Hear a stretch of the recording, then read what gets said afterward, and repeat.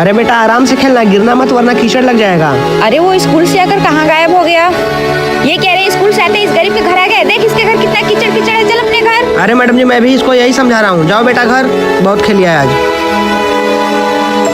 देख बेटा हमारा इतना बड़ा छत यहाँ पे खेला कर, चले जाता उन गरीबों के घर खेलने के लिए। पापा हमारे घर तो कितना कीचड़, वो लोग छत पर खेलते हैं। अरे बेटी तो तू भी जा खेल ले, वो तो आता है तेरे घर खेलने, जा। अरे बेटा वो कहाँ आ रही है हमारे घर? रुक मैं अभी आती हूँ। क्या रे बेटा तेरा माँ मर जाएगी। अगर तू अपनी माँ को बचाना चाहता है तो वीडियो को लाइक करें और चैनल को सब्सक्राइब करें। तू इधर क्या करने के लिए आई है मेरे घर? पैर में मिट्टी लगाकर। मैं भी आई हूँ भाई के साथ छत पर खेलने। भाग यहाँ से, मेरा छत गंदा करने आई है क्या? जा अपने बाप की छत बनवा, छत पर खेलना हो तो। पापा मुझे उसने भगा दिया। कोई बात नहीं बेटी, मैं तुझे छत पे घुमाता हूँ।